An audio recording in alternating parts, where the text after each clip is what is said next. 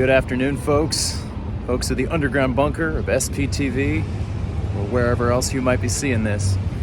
This is Jacob Harkey. I just got out of the Danny Masterson sentencing.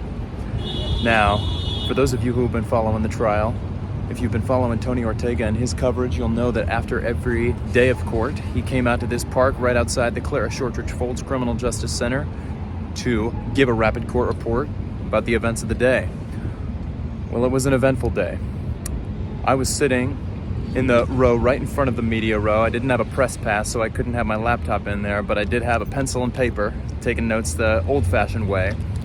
Now, at the start of the day, once we were on the record, Masterson came in, Judge Olmedo got us started. One of the first acts of business to conduct in the morning was related to the potential of a new trial. Danny Masterson, in addition to his defense attorneys Philip Cohen and Sean Hawley, he had another attorney present today whose name I believe was Ben Coleman, and he was coming in to argue for a new trial. And there was a bit of argument back and forth between the people in the defense. Ultimately, Judge Olmedo denied that request for a new trial. After that, we moved into some housekeeping that Judge Olmedo had to take care of that related to the sanctions. Now, if you remember, Tom Mesereau and Sharon Applebaum were Danny Masterson's attorneys during the preliminary hearings. They were not his attorneys during the trial, but during the preliminary hearings, he was represented by Tom Mesereau and Sharon Applebaum. And during the second trial, a Scientology attorney named Vicky Podboreski sent an email to the district attorney's office to complain that the prosecuting attorneys in this case, Reinhold Mueller and Ariel Anson, were not doing a good job of representing Scientology. Vicky Podboreski is an attorney for Scientology. Now, Vicky Podboreski made a mistake because there was a link in that email to all of the discovery materials that were supposed to be kept just between the attorneys for the prosecution and the defense.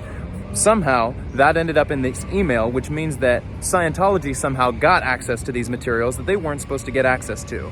Well, after the hearing, which was held following Danny Masterson's conviction, it was determined by Judge Olmedo that Tom Mesereau and Sharon Applebaum, the previous counsel for Danny Masterson, were responsible for leaking that material, and they were both sanctioned $950 each. Now, there are attorneys representing the women, the victims, who would like to be aware of exactly what materials were made available to the church. So the next item of business in court today, those attorneys came up and there was a bit of back and forth between the women's attorneys and the prosecuting attorneys for the people.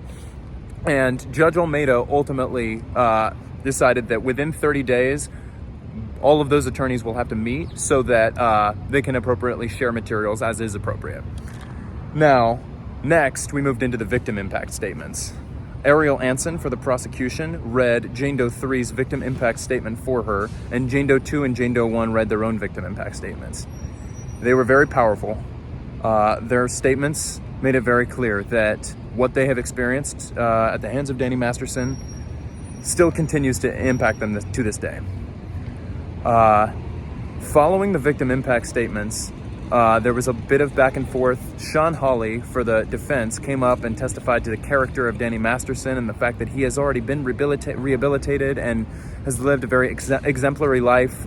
And Mueller was not having it. Mueller came back at that with evidence I think that most can agree on, that he has not been living an exemplary life.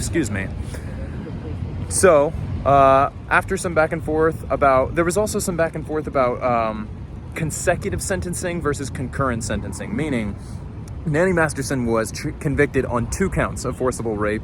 Each of those counts should have been holding a minimum of 15 years to life. If the sentence is served concurrently, then that could mean that he could serve only 15 years. Now, Philip Cohen brought in some case law and some additional cases that he thought proved the point for why he should be able to only do concurrent sentencing, minimum, only look at 15 years potentially. Now, part of what they were talking about was the fact that the statute of rules regarding concurrent versus consecutive was much less clearly defined in 2003 than it is now. And sometime, I think Sean Hawley said it was 2006 or 2007, the rules were changed so that now in those kinds of cases, the sentences must be served consecutively. Now, yes, sorry about that. Yeah, absolutely. Gotta move out of the way, we're in LA, people. So, ultimately, after some back and forth, after both sides made their arguments for why each of them was gunning for what they wanted, the prosecution, of course, wanted consecutive, and the defense wanted concurrent. Judge Olmedo did ultimately rule that the sentence would be 30 years to life served consecutively. And of course, after the conclusion of the trial, I got to talk a bit with Aaron Smith-Levin, got to talk a bit with Jeffrey Augustine. Leah Remini was in court, but didn't get a word in with her. That's okay. Afterward, went outside, and there's lots of press here. Reinhold Mueller walked up to the microphones and cameras, and he gave a bit of a speech to the press. There was a bit of a Q&A. I asked one question. I asked if we can expect to see an indictment unsealed on the Church of Scientology soon, relating to the grand jury that we've heard reference to, in which Marty Singer testified to serving working for clients who are members of the Church of Scientology. He mentioned the fact that sometimes the Church of Scientology is responsible for paying their legal fees. What I'd like to see is, now that Danny Masterson's sentencing is complete, can we expect to see an indictment unsealed for obstruction of justice against the Church of Scientology anytime soon? Mueller said, I'll answer your question by letting you know I can't answer it. Whether there's an ongoing investigation, I can't comment on what's going on. So I guess we've got that to look forward to, potentially. I'd love to see if there will be an indictment unsealed. I definitely think that sufficient evidence came out in this trial to show that an obstruction of justice indictment is warranted.